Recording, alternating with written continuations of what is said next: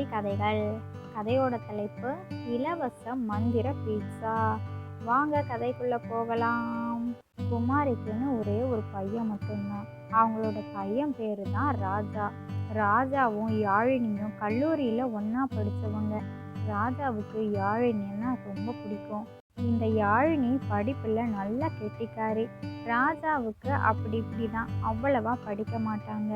யாழினி அவங்களுக்கு நல்லாவே சொல்லி தருவாங்க.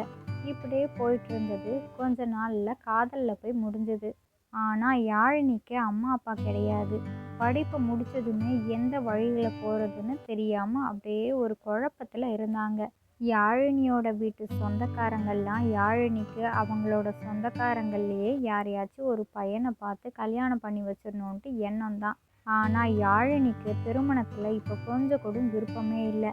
யாழினிக்கு பிடிக்காதவங்கள திருமணம் செய்ய சொல்லி ரொம்பவே தொந்தரவு செய்ய ஆரம்பிச்சிட்டாங்க அவங்களோட சொந்தக்காரங்கள்லாம். இப்படியே போயிட்டு இருந்த உடனே யாழினி ராஜா கிட்ட எல்லா விஷயத்தையும் சொல்றாங்க. அப்போ ராஜா சொல்றாங்க, சரி யாழினி, நாம இப்படியே இருந்தோன்னு வச்சுக்கோயேன், உன்னை எப்படியும் உங்களோட சொந்தக்காரங்கள்ல யாராவது ஒரு பையனுக்கு பார்த்து உன்னை கல்யாணம் பண்ணி வச்சிருவாங்க. அது உனக்கும் சந்தோஷம் கிடையாது, எனக்கும் சந்தோஷம் கிடையாது. ஆனா இதுக்கு ஒரே ஒரு வழி என்னன்னா, நம்ம 2 பேரும் சீக்கிரமாவே கல்யாணம் பண்ணிக்கிட்டோம்னு வச்சுக்கோ, இந்த பிரச்சனைக்கு ஒரு தீர்வு வந்துடும். நான் அம்மா கிட்ட பேசுகிற விஷயத்தெல்லாம் கண்டிப்பா அம்மா ஒத்துப்பாங்க அப்படின்னு சொல்லிட்டு ராஜா அவங்களோட அம்மா கிட்ட போய் விஷயம் எல்லாத்தையும் சொல்றாங்க. ராஜாவோட அம்மா குமாரிக்கும் இதுல சம்மதம் தான். அதனால ராஜாவோட அம்மாவே ராஜாவுக்கும் யாழினிக்கும் நல்லபடியா திருமணம் முடிச்சு வச்சுட்டாங்க. இவங்க 2 பேர்த்துக்கும் திருமணம் மட்டும்தான் ஆகியிருக்கு. ஆனா இவங்க 2 பேருமே வசதியான குடும்பத்தை சார்ந்தவங்களே இல்லை. இப்போ நமக்கான தேவைகளை பூர்த்தி செய்யணும், அன்றாட வாழ்க்கையை ஓட்டணும்னா கண்டிப்பா நமக்கு பணம் வேணும். படித்தது சம்மந்தமான வேலை இப்போவே கிடைக்கலனாலும் ஏதாவது ஒரு வேலைக்கு போகணும் அப்படின்ட்டு ஒரு பேக்கரியில் போய் வேலைக்கு சேர்ந்துட்டாங்க. இதோ நிற்கிறாருல்ல, இவரு தான் இந்த பேக்கரியோட ஓனரு. பேக்கரி பின்னாடியே இந்த முதலாளிக்குன்னு ஒரு வீடு ஒன்று இருக்குது. அந்த வீடு சும்மா தான் இருக்குது. இந்த முதலாளி அடிக்கடி வெளிநாட்டுக்கு போயிட்டு வருவாங்க. வரும்பொழுது மட்டும்தான் ஒரு 2 நாள் 3 நாள் மட்டும்தான் தங்கி இருப்பாங்க. ஆனால் வீடு எப்போவுமே சும்மாவே கிடக்குது, அப்படியே யாருமே இல்லாமல் இருந்தால் வீடு ஒரு மாதிரி ஆகிடும்னு சொல்லிட்டு வீட்டை வாடகைக்கு விடலான்ட்டு ஒரு முடிவெடுக்கிறாங்க. அதுக்கப்புறமும் முதலாளிக்கு ஒரு யோசனை வருது. வாடகைக்கு விட்டோம்னா நம்ம இங்கே வரும்பொழுது எங்கே தங்கி இருக்கிறது, நமக்கு ஹோட்டலெல்லாம் தங்குறதுக்கு சரிப்பட்டு வராது. என்னதான் இருந்தாலும் நம்ம வீட்டில் நம்ம வந்து இருந்த மாதிரி இருக்காது. நமக்காகன்னு நம்ம பார்த்து பார்த்து கட்டின வீடு, நம்மளே இருக்கலைன்னா அது எப்படி? சரி சரி, நம்ம கடையில் ராஜான்னு ஒருத்தவங்க வேலை பார்க்குறாங்கல்ல, அவங்கள பார்க்கும்பொழுது நல்ல குணமாக தான் தெரியுது. அதுலேயும் வேலையெல்லாம் திருத்தமாக இருக்குது. எந்த ஒரு கெட்ட பழக்கங்களும் கிடையாது. அவங்களுக்கும் இப்போ தானே திருமணம் ஆகியிருக்கு. ஒரே ஒரு அம்மா மட்டும்தான் அவங்களுக்குன்னு இருக்கிறாங்கன்னு சொல்லியிருக்கிறாங்க. சரி, அப்போனா அவங்களையே இந்த வீட்டில் இருக்க சொல்லிடலாம் அப்படின்னு முடிவு பண்ணிட்டு அந்த முதலாளி ராஜாட்ட வந்து, தம்பி ராஜா, உங்ககிட்ட நான் ஒரு முக்கியமான விஷயத்தை பேசணும் அப்படிங்கிறாங்க. அதுக்கு ராஜாவும், சொல்லுங்க முதலாளி, என்ன விஷயமா இருந்தாலும் சொல்லுங்க அப்படிங்கிறாங்க. தம்பி ராஜா, நான் ஊருக்கு போயிட்டு வரும்பொழுது மட்டும் எனக்குன்னு ஒரு அறை இருக்கு. அந்த அறையில் நான் வந்து தங்கிப்பேன். மற்றபடி நான் இந்த ஊரில் இல்லாதப்ப எல்லா நாட்களும் நீங்களும் உங்களோட குடும்பத்தை சார்ந்தவங்களும் இந்த வீட்டை நல்லபடியாக பார்த்துக்கோங்க. ஆனால் இந்த வீடு இப்போ எப்படி இருக்குதோ அப்படி இருந்தால் போதும். வீட்டில் நான் வெளிநாட்டுக்கு போகும்பொழுது யாருமே இங்கே இருக்கிறதில்ல. வீடு அவ்வளோ திருப்திகரமாக எனக்கு இல்லை. ஆனால் ஆட்கள் எல்லாம் இருந்தாங்க அப்படின்னா கண்டிப்பாக வீடு நல்லா இருக்கும்ல. எனக்கும் எங்கள் வீட்டில் உள்ளவங்க எல்லாருமே வெளிநாட்டில் தான் இருக்கிறாங்க. ஆனால் எனக்கு இங்கே வந்துட்டு போகிறது தான் எனக்கு சந்தோஷத்தை தருது. வாடகைக்கு விடவும் முடியாது. ஆனால் உங்களை பார்க்கும் பொழுது எனக்கு கண்டிப்பாக ஒரு நம்பிக்கையான ஆளாக தான் தெரியுறீங்க. அதனால் நீங்கள் இங்கே வந்து இருந்தீங்கன்னா நல்லா இருக்கும்னு எனக்கு தோணுது. நீங்கள் உங்களுக்கு விருப்பம்னா வந்து இருங்க. மற்றபடி வாடகைலாம் கொடுக்க வேண்டியது இல்லை. பேக்கரியை கவனிச்சுக்கிட்டே நீங்கள் வீட்லேயும் இருந்துக்கோங்க. உங்களோட சூழ்நிலையும் இப்போ கஷ்டமாக தானே இருக்குது. இப்படின்னும் போது உங்களுக்கு வாடகை காசும் வேறு இடத்துல கொடுக்க வேண்டியதும் இல்லை. இங்கேயும் வீடு பெரிய வீடாக இருக்கும். உங்களுக்கு விருப்பம் போல் நீங்கள் இருந்துக்கலாம். உங்களுக்கும் எந்த தொந்தரவும் இருக்காது. எனக்கும் ஒரு திருப்தியாக இருக்கும். நம்ம வீடு பத்திரமா இருக்கே அப்படின்னு ஒரு சந்தோஷம் கிடைக்கும் அப்படின்ட்டு பேசுகிறாங்க. அதை கேட்ட ராஜாவுக்கு ரொம்ப வியப்பாய் போச்சு. நாம் வேலைக்கு சேர்ந்து ஒரே ஒரு 2 மாதம் தானே ஆகுது. அதுக்குள்ளேயும் நம்மளோட முதலாளிக்கு நம்ம மேலே இவ்வளோ நம்பிக்கையா? அந்த நம்பிக்கையை கண்டிப்பாக காப்பாற்றணுங்கிறதுக்காக எனக்கு ஒன்றுமே புரியலையே முதலாளி, உங்களுக்கு விருப்பமா அப்படின்ட்டு கேட்குறாங்க. அதுக்கு உடனே அந்த முதலாளியும் ஆமாம் தம்பி, எனக்கு விருப்பம் இருக்க போய் தானே நான் உங்ககிட்ட சொல்கிறேன். உங்களுக்கு விருப்பம்னா நீங்கள் இங்கே இருந்துக்கோங்க. நான் கட்டாயமெல்லாம் படுத்தலை, விருப்பப்பட்டு தான் சொல்கிறேன். அதுக்கு உங்களுக்கும் நான் ஒரு உதவி செஞ்ச மாதிரி இருக்கும்ல, அதனால தான் நான் சொல்கிறேன் தம்பி அப்படிங்கிறாங்க. அதுக்கு ராஜாவும் சரிங்க முதலாளி, எங்களுக்கு சந்தோஷம். உங்களுக்கு விருப்பப்பட்டு நீங்கள் இந்த விஷயத்தை பண்ணுறீங்க. எனக்கு எந்த ஒரு ஆட்சேபனையும் இல்லை. அம்மாவும் என்னோட மனைவியும் கண்டிப்பாக இந்த விஷயத்துக்கு ஒத்துப்பாங்க. சரி முதலாளி, நாங்கள் வீட்டை நல்லா பார்த்துக்கிறோம். நீங்கள் இந்த ஊருக்கு வரும்பொழுது நாங்கள் ஒரு சின்ன அறையில் இருந்துக்கிறோம். என்னோட அம்மாட்டையும் மனைவிட்டையும் நான் இதை பற்றி பேசுகிறேன் முதலாளி. நான் இன்னைக்கு வேலையை முடிச்சுட்டு போய் வேலையாக இதை பற்றி பேசிட்டு வரேன் அப்படிங்கிறாங்க. சரி சரி தம்பி, நானும் கிளம்புறேன், எனக்கு நேரமாச்சு, வேற ஒரு வேலை இருக்குது, நான் புறப்படுறேன் அப்படின்ட்டு அந்த பேக்கரி முதலாளியும் புறப்பட்டுட்டாங்க. இப்போ இந்த ராஜாவும் பேக்கரி வேலையை பார்த்துட்ருக்குறாங்க. அந்த சமயத்தில் தான் ராஜாவோட மனைவியும் அவங்களோட அம்மா குமாரியும் ராஜா வேலை பார்த்துட்ருக்கிற பேக்கரிக்கு வராங்க. பேக்கரிக்குள்ளே வந்த யாழினிக்கும் குமாரிக்கும் இவ்வளோ பெரிய பேக்கரியை பார்த்தோன்னையும் ரொம்ப ஆச்சரியமாக இருக்குது. என்னடா இது, இந்த பேக்கரிக்குள்ளே வந்ததுமே நல்லா ஜிலு ஜிலுன்னு இருக்குது. பப்ஸு கேக்குன்னு வகை வகையாக அவ்வளோ பொருட்கள் சாப்பிட்றதுக்கு இருக்குது. அதில் வேற உட்காந்து சாப்பிட்றதுக்கு டேபிள் சேருன்னு இவ்வளோ பெரிய பேக்கரியிலையா என்னோட மகன் வேலை பார்த்துட்ருக்குறான். இங்கே இருக்கிற ஒவ்வொரு பொருளும் அவ்வளோ விலையாக இருக்கும் போல இருக்குது. நம்மளை மாதிரி ஏழைங்கள்லாம் எப்போ தான் இவ்வளோ பெரிய பேக்கரிக்குள்ளெல்லாம் உட்காந்து சாப்பிடுவோமோ தெரியல. ஏதோ ஒரு பெரிய பங்களாக்குள்ளே நுழைஞ்சது மாதிரி இருக்குதுல்லம்மா யாழினி அப்படிங்கிறாங்க. அதுக்கு யாழினியும் ஆமாம் அத்தை, ஆமாம், நானும் இவ்வளோ பெரிய பேக்கரிக்குள்ளெல்லாம் இது வரைக்கும் போனதே இல்லை. நாங்கள் படித்த காலேஜும் ரொம்ப பெருசாக இருக்கும். அதை நாங்கள் பார்த்ததுனால எங்களுக்கு அவ்வளோ பெரிய வியப்பாலாம் இந்த பேக்கரியை பார்க்கும்பொழுது தெரியல. இது நான் 2வது முறையாக பார்க்குறேன்ல, அதனால தான் ஆனால் நீங்கள் முதல் முறையாக பார்க்குறீங்கல்ல, இப்படி ஒரு இடத்துக்கெல்லாம் வந்ததில்லைன்றதுனால உங்களுக்கு புதுசாக இருக்குது, ரொம்ப வியப்பாக இருக்குது அப்படிங்கிறாங்க. சரி சரி, ராஜா வெங்கம்மா, அவனை ஆளையே காணுமே, நிறைய பேர் வேலை பார்ப்பாங்கல்ல, அதனால் வேற எங்கேயாச்சும் இருப்பானோ. சரி சரி, நாம் யார்கிட்டயாச்சும் போய் விசாரிப்போம் அப்படின்ட்டு பார்த்துட்டே போகிறாங்க. பார்த்தா யாரையுமே காணோம்.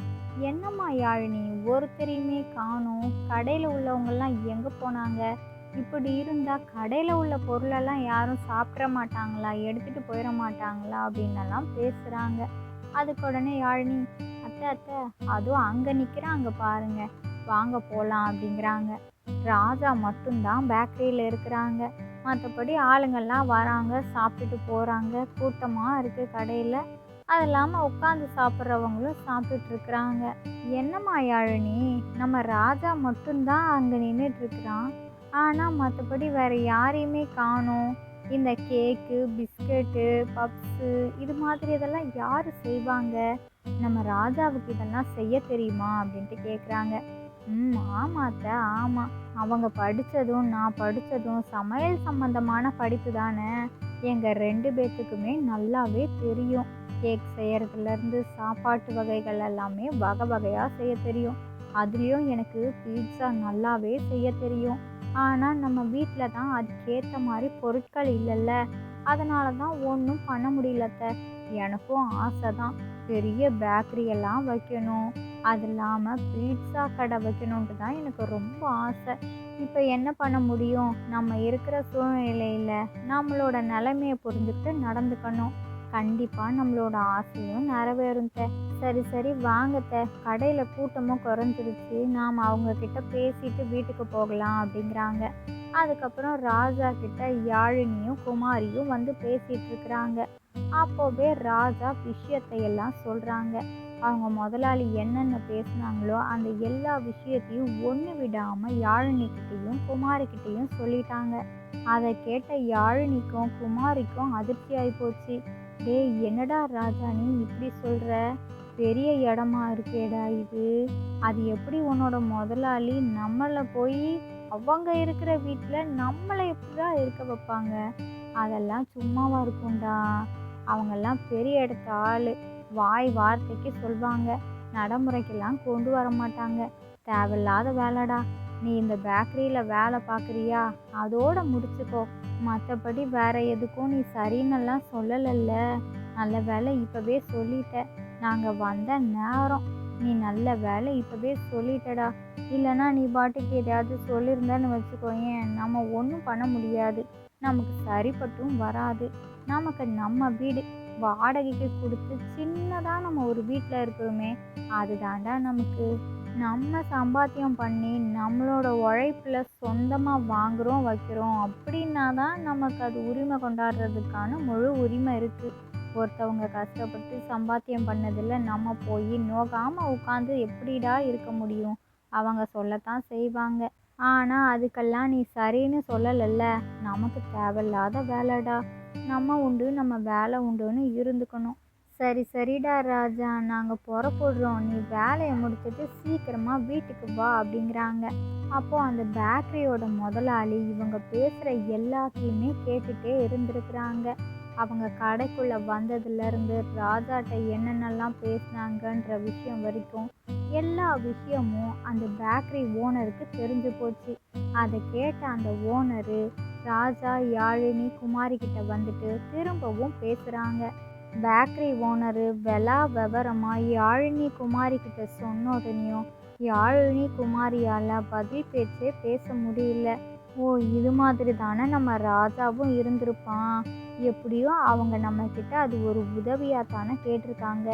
நம்ம ராஜா மேலே உள்ள நம்பிக்கையில் கேட்டிருக்கிறாங்க. அப்போ எப்படி அவனால் மறுப்பு சொல்ல முடியும்? அதனால தான் அவனும் சரின்னு சொல்லி இருந்திருக்கிறான்.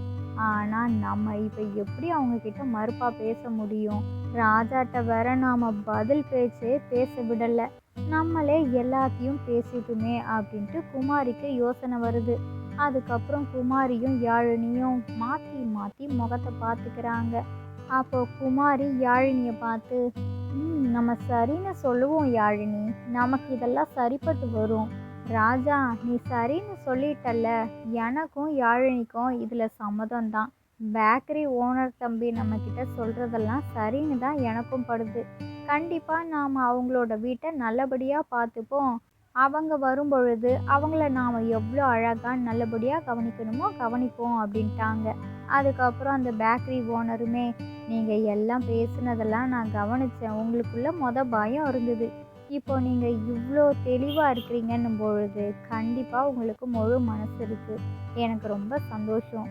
நீங்கள் இந்த பேக்கரியில் உங்களுக்கு என்னென்னலாம் பிடிச்சிருக்கோ அது எல்லாத்தையுமே உட்காந்து சாப்பிட்டுட்டு போங்க அப்படிங்கிறாங்க.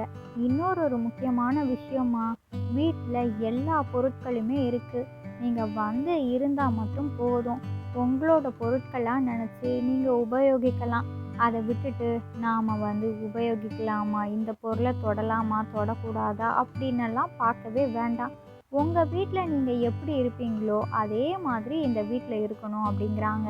அதுக்கு குமாரியும், சரிங்க தம்பி, சரி தம்பி, ரொம்ப ரொம்ப நன்றி தம்பி.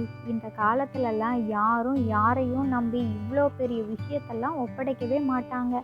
ஆனால் நீங்கள் எங்கள் 3 பேரையும் நம்புனீங்கள்ல, அதுலேயும் என்னோட மகன் மேலே உள்ள நம்பிக்கையில் தான் நீங்கள் இப்படி ஒரு விஷயத்தையே எங்ககிட்ட ஒப்படைச்சிருக்கிறீங்க. கண்டிப்பாக நீங்கள் நினைக்கிறத விட நாங்கள் வீட்டை நல்லபடியாக பார்த்துப்போம். நீங்கள் எப்போ ஊருக்கு போயிட்டு வரும்பொழுதும் எப்படி இருக்குதோ வீடு அதே மாதிரி இன்னும் அருமையாகவே இருக்கும் தம்பி அப்படிங்கிறாங்க. அதுக்கப்புறம் அந்த பேக்கரி முதலாளியும் நன்றிம்மா அப்படிங்கிறாங்க.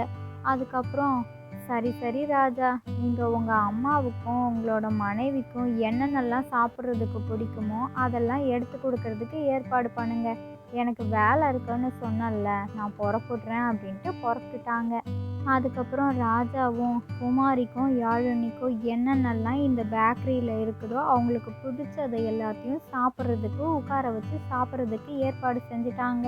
அதுக்கப்புறம் யாழினியும் குமாரியும் ரொம்ப சந்தோஷமாக அந்த பெரிய பேக்கரியில் அவங்களுக்கு என்னென்னலாம் பிடிக்குமோ கேக்கு, பப்ஸு, ஜூஸுன்னு எல்லாத்தையும் விரும்பி சாப்பிட்டுட்டு இருக்கிறாங்க.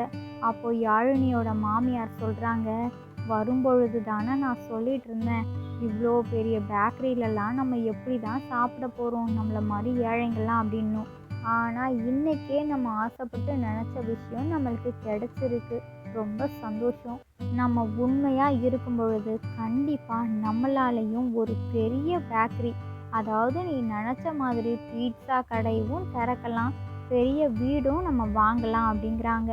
சரி சரி சாப்பிடு, ரொம்ப ஆசாசியாக இருக்குல்ல, எனக்கு பசிக்குது, நான் சாப்பிட்றேன், நீயும் சாப்பிடு அப்படின்ட்டு 2 பேருமே சிரிச்சுக்கிட்டே சந்தோஷமாக வயிறு நிறையா சாப்பிட்டுட்டாங்க.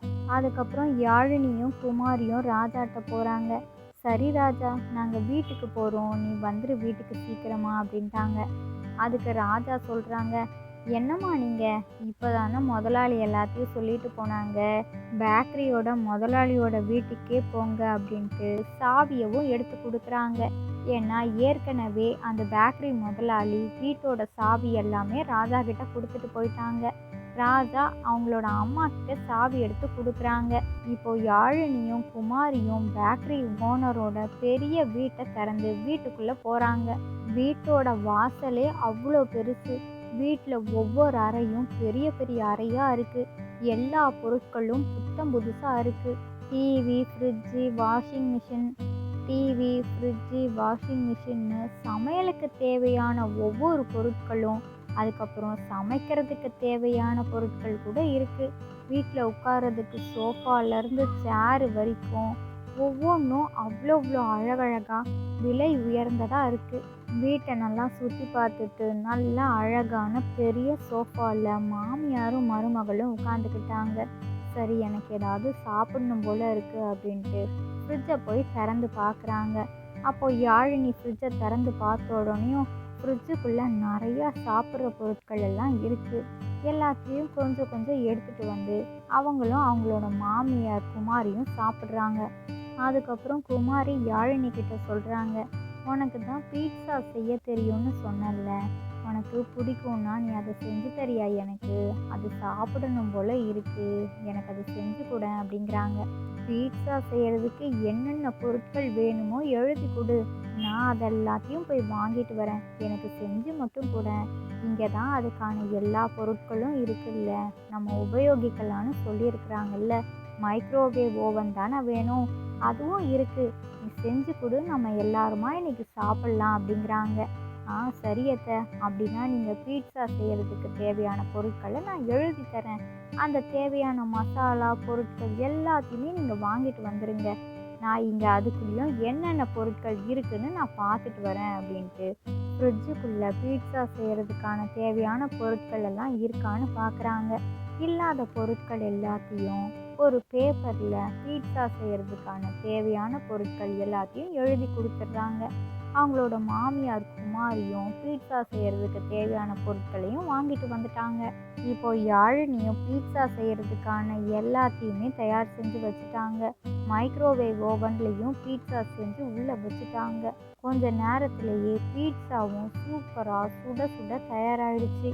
பீட்சாவை பார்க்குறதுக்கே அவ்வளோ அழகாக இருக்குது, உடனே சாப்பிடணும் போல் இருக்குது. கொஞ்சம் லேசாக ஆறின உடனே அதை கட் பண்ணுறாங்க. 2 பேருமே ஆளுக்கு ஒவ்வொரு பீஸ் எடுத்து சாப்பிட்டு பார்க்குறாங்க. டேஸ்ட்டு அவ்வளோ அருமையாக இருக்குது, நாக்கிலேயே டேஸ்ட்டு ஒட்டிக்கிச்சு. இன்னும் 2 பீஸ் சாப்பிட்டா நல்லா இருக்குமே அப்படின்ட்டு இன்னும் 2 பீஸையும் சாப்பிட்றாங்க. சரி சரி, நானே எல்லாத்தையும் காலி பண்ணிட போகிறேன், நம்ம ராஜா வரட்டும், அவனுக்கு 2 பீஸ் வச்சுருப்போம் அப்படின்ட்டு ராஜாவுக்காக ஃப்ரிட்ஜில் 2 பீஸ் வச்சிரு பீட்சாவை அப்படின்ட்டு சொல்லிடுறாங்க. அதுக்கு யாழினியும் சரி அத்தை, நான் ஃப்ரிட்ஜுக்குள்ளே போய் வைக்கிறேன் அப்படின்ட்டு 2 பீஸ் பீட்சாவை எடுத்து ஃப்ரிட்ஜுக்குள்ளே போய் வச்சுட்டாங்க. ஆனால் குமாரிக்கு இன்னுமே அந்த பீட்சாவோட டேஸ்ட்டு நாக்கிலே ஒட்டிக்கிட்டதுனால மறுபடியும் அதை சாப்பிடணும் போல் இருக்குது. அதனால் யாழினிக்கே தெரியாமல் குமாரி போய் ஃப்ரிட்ஜை திறந்து அந்த 2 பீஸ் பீட்சாவையும் எடுத்து கொஞ்சம் கொஞ்சமாக சாப்பிட்டு 2 பீஸையுமே காலி பண்ணிட்டாங்க. யாழினி தண்ணி தாகம் எடுக்குதே, சரி நாம் சில்லுன்னு கொஞ்சம் தண்ணி குடிக்கலாம் அப்படின்ட்டு ஃப்ரிட்ஜை திறந்து பார்க்குறாங்க. பார்த்தா பீட்சா எல்லாமே காலியாகி போய் இருக்கு. சின்னதாக ஒரே ஒரு துண்டு மட்டும்தான் அந்த அட்டைப்பெட்டியில் ஒட்டி இருக்கு. அதை பார்த்தோன்னையும் ஒரு வேளை நம்ம அத்தை தான் இந்த பீட்சாவெல்லாம் சாப்பிட்ருப்பாங்க. அவங்களுக்கு அப்போவே ரொம்ப பிடிச்சதில்ல. சரி சரி, இப்போ நாம் என்ன பண்ணுறது, இன்னொரு பீட்சாவை செஞ்சு வைக்கலாமா அப்படின்ட்டு, சரி நாம் அதை மட்டும்தான் பண்ண முடியும், இன்னொரு பீட்சாவை செய்யலான்ட்டு ஃப்ரிட்ஜுக்குள்ளே பீட்சா செய்கிறதுக்கான தேவையான பொருட்களெல்லாம் எடுத்துகிட்டு ஃப்ரிட்ஜை மூடிட்டு வந்துட்டாங்க. சரி சரி, நேரமாச்சு, சீக்கிரமாக வேலையை முடிக்கலான்ட்டு பீட்சா செய்கிற வேலையை ஆரம்பிச்சிட்டாங்க.